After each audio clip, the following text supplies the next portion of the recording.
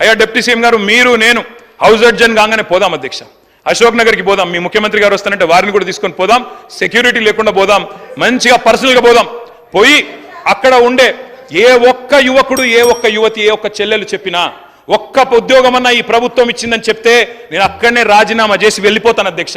ఒక్క ఉద్యోగం రేవంత్ రెడ్డి గారి ప్రభుత్వం, కాంగ్రెస్ ప్రభుత్వం వచ్చినాక కొత్తగా ఇచ్చినాము అని ఏ ఒక్క యువతి గాని యువకుడు చెప్పినా నేను అక్కడే రాజీనామా చేసి రాజకీయ సన్యాసం తీసుకుంటా అధ్యక్ష. ఒక్కరు చెప్పినా నేను చెప్తా ఉన్నా అధ్యక్ష, అక్కడే సిటీ సెంట్రల్ లైబ్రరీలో ముఖ్యమంత్రి గారికి, ఉప ముఖ్యమంత్రి గారికి మా పార్టీ తరఫున, తెలంగాణ యువత తరఫున 1,00,000 మందితో పౌర సన్మానం కూడా పెడతామని చెప్పి కూడా నేను చెప్తా ఉన్నా అధ్యక్ష. ఈ రకంగా చెప్తాను అధ్యక్ష. 10 ఏళ్ళు కూడా ఏం చేసినామో చెప్తాను. ఇంత అద్భుతంగా అసెంబ్లీని పక్కదారి పట్టిస్తున్నారంటే ఆయన వాగ్దాటితోటి 10 ఏళ్ళల్లా మరి గత తెలంగాణ ఉద్యమంలో ఇంటికో ఉద్యోగం ఇస్తామని చెప్పి మోసం చేసి మీరు ఉస్మానియా యూనివర్సిటీకి 10 ఏళ్ళల్లో పోలేని పరిస్థితి తెచ్చుకున్నది మీరు. ఆయన చెప్పే ఉద్యోగాల కథ ఎట్లున్నదంటే కోట శ్రీనివాస్ గారి యొక్క కోడి కథ. నోటిఫికేషన్లు ఇస్తే ఇచ్చుడు, ఈసారి మళ్ళీ ఓట్లు వేస్తే మళ్ళీ తర్వాత ఉద్యోగాలు ఇస్తాం, అట్లా ఆశ పెట్టుకుంటా మీరు మోసం చేసుకుంటూ వచ్చిర్రు. మరి ఆ 34,000 ఉద్యోగాలు 10 ఏళ్ళ అధికారంలో ఉండి మరి మీరు ఎందుకు ఇవ్వలేకపోయారని చెప్తున్నా. ఎందుకు ఇవ్వలేదు? ఇంకొకటి, దాదాపుగా ఈ రోజు వరకు మా నోటీస్కి వచ్చింది డబుల్ పెన్షన్స్ అంటే సర్వీస్లో ఉండి రిటైర్డ్ అవ్వడమో లేదా వాళ్ళ కుటుంబానికి వచ్చేటువంటి 20,000, 1,00,000 ఇట్లాంటి పెన్షన్స్ తీసుకునే వాళ్ళు మీ హయాంలో దాదాపుగా ఇప్పటి వరకు మాకు వచ్చినాయి 5,600 లిస్టు. లక్ష్మమ్మ గారు కూడా 24,000 పెన్షన్ తీసుకుంటుంది సార్. సరే, లోకల్ అధికారులు రికవరీ చేసినట్టుంది, అది మా నోటీస్కి రాలేదు. ఆమె 24,000 పెన్షన్ తీసుకుంటుంది, ఇటు 2,000 పెన్షన్ కూడా తీసుకుంటుంది. ఇంకొకటి, వారు చెప్పారు ఉద్యోగులకు 2 పెన్షన్లు ఇస్తామని చెప్పారని. ఎస్, మీ ప్రభుత్వంలో రాగానే ఆశా వర్కర్లు కావచ్చు, అంగన్వాడీలు కావచ్చు, బస్ డ్రైవర్ల తల్లిదండ్రులు కావచ్చు, వాళ్ళ పెన్షన్ కూడా తీసేసారు. కానీ మీ నాయకుల కుటుంబాలు, వాళ్ళ తమ్ములు, అన్నలు వాళ్ళు తీసుకున్నారు కార్పొరేషన్ల పేరు మీద, వాళ్ళ కుటుంబంలో పెన్షన్ తీసుకున్నారు ఉద్యోగం వస్తుందని. కానీ వేరే చిరు ఉద్యోగుల యొక్క తల్లిదండ్రుల పెన్షన్ మాత్రం మీరు తీసేసారు సార్. కాబట్టి మీరు మాట్లాడేటప్పుడు వాస్తవాలు చూసుకోవాలి. ఇంకోటి మేము బాగా సంపద పంచినాం, 25,000 కోట్ల రూపాయలు హైవేలు, ఫామ్ హౌస్లకు, మరి అదేవిధంగా దున్నటువంటి వాళ్లకు, కష్టపడేటోళ్ళకేమో పట్టా లేదని మీరు ఇవ్వలేదు. మీరు ధరని తీసుకొచ్చి పాపం పేదోళ్ళు అనేక మందికి పట్టాలు ఇవ్వకుండా, ఎవరెవరికో పట్టాలు ఇచ్చేసి సాగులో ఉన్న వాళ్ళకి పట్టాలు ఇవ్వకుండా, రైతు బంధు రాకుండా అన్యాయం చేశారు. కాబట్టే గ్రామీణ ప్రాంత ప్రజలు మాకు పట్టం కట్టింది సార్. అదేవిధంగా పేదలకు ఇండ్ల విషయం, మీరు ఇన్ని బిల్డింగ్ల గురించి చెప్తున్నారు, లక్షలాది మంది పేదోళ్ళకి ఇండ్లు లేక ఇబ్బంది పడుతుంటే మీరు ఏ పేదోళ్ళకి ఇండ్లు ఇచ్చిర్రు సార్? 10 ఏళ్ళల్లా ఎవరికి ఇండ్లు ఇచ్చిర్రు? కాబట్టి మీరు ఇండ్లు ఇవ్వలే, బంగ్లాలు చెప్తున్నారు ఓకే, బంగ్లాల గురించి చెప్తున్నారు ఓకే, పేదల బాధల గురించి కూడా మాట్లాడండి. కాబట్టి ఇవాళ అనేక అవుట్సోర్సింగ్ ఉద్యోగులకు సంవత్సరాల తరబడి, నెలల తరబడి జీతాలు ఇవ్వకుండా ఇబ్బంది పెట్టింది మీరు. మేము నిజంగానే అనుకున్నాం సార్, మీరు రోజు ధనిక రాష్ట్రం బంగారు తెలంగాణ అంటే బయట నుంచి మేము కూడా అదే అనుకున్నాం, బంగారు తెలంగాణే ధనిక రాష్ట్రం అని.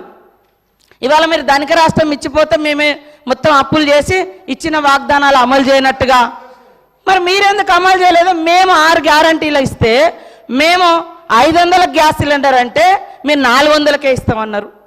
మేము 15,000 అంటే రైతు భరోసా, రైతు బంధు మీరు 16,000 అన్నారు. మరి అన్ని ఎన్నికల ముందు మీరు కూడా మేనిఫెస్టోలో పెట్టిరు. 10 ఏళ్ళ అధికారంలో ఉండి చేయలేదు, కానీ ఎలక్షన్ మేనిఫెస్టోలో మాత్రం పెట్టుకున్నారు. అంటే మీరు మోసం చేద్దామని కదా, మీకు వ్యవస్థ తెలిసి కూడా మేము బయట నుంచి మా ప్రభుత్వం ఆశతోటి నిజంగా ప్రజలకు బాగా చేయాలని మా ప్రభుత్వం ఇవన్నీ పెట్టినాం. మాకు టైం ఉంది, ఇంకా మాకు టైం ఉంది చేసుకోవడానికి. మీరు 10 ఏళ్ళలో చేయలే కదా, మీరు అన్ని పేపర్ లీకేజీలు ఇచ్చిర్రు, ఇండ్ల పేదలకు ఇండ్లు ఇవ్వలేదు. మీరు పెన్షన్ కూడా 57 సంవత్సరాలకే ఇస్తానని మీరు గతంలో 2014 నుంచి 18 వరకు అధికారంలో ఉన్నారు. 18లో మేనిఫెస్టోలో పెట్టారు. ఎప్పుడు ఇచ్చారు? 3.5 ఏళ్ళ తర్వాత పెట్టారు. అదేవిధంగా 2000 పెన్షన్ కూడా ఎప్పుడు పెంచారు? మీరు అధికారంలోకి వచ్చినాక 6 నెలల తర్వాత పెంచారు. కాబట్టి ఇవన్నీ కూడా ఉన్నాయి. మేము అనుకున్నాం నిజంగా అద్భుతంగా ధనిక రాష్ట్రం ఉంది, రైతులకు ప్రజలకు అన్ని ఇద్దామని. కానీ 6 నెలలు సాధ్యం కాలేదు. మీరు రైతు రుణమాఫీ అని చెప్పి 8-10 ఏళ్ళు చేసిరు, అనేక విడతలుగా చేసిరు. మేము ఒక్కొక్కటి చేస్తున్నాం, ప్రజలు సంతృప్తిగా ఉన్నారు. కానీ బాధంతా మీకే కనబడుతుంది, 3 నెలల ఎలక్షన్ కోడ్కే పోయింది సార్, అది కూడా తెలుసు. కానీ పదే ఇవ్వలేదు.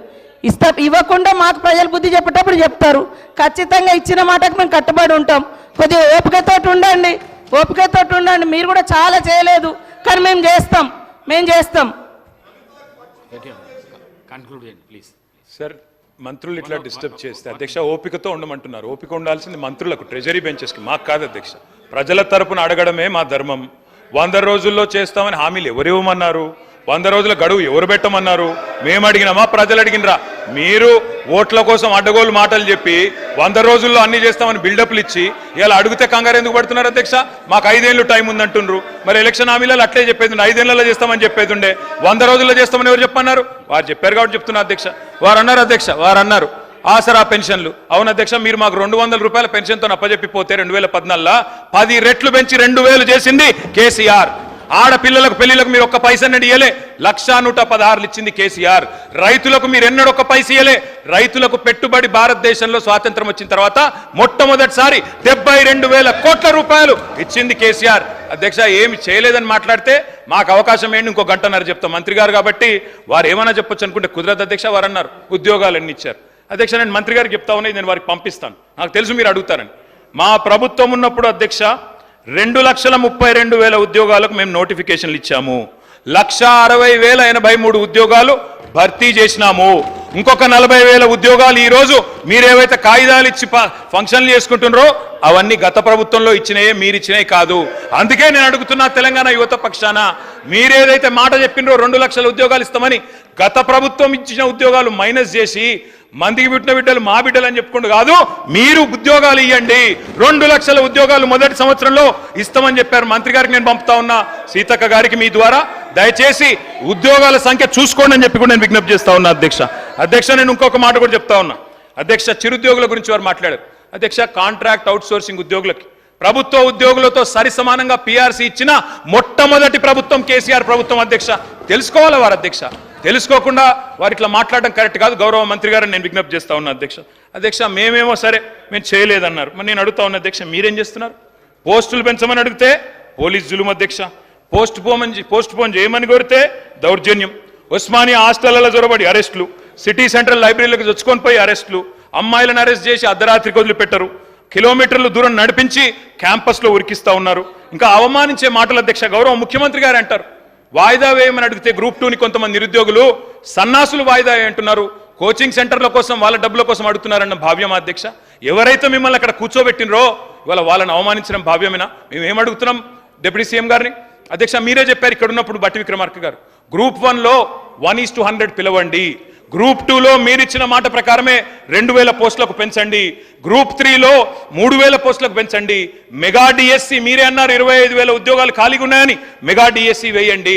మీరే చెప్పారు జీవో 46 ఉద్యోగులకి నిరుద్యోగులకి న్యాయం చేస్తామని. దయచేసి జీవో 46 కూడా సవరించండి తప్పకుండా. మరి మీరు వారికి ఇచ్చిన మాట నిలబెట్టుకోమని మేము కోరుతా ఉన్నాం.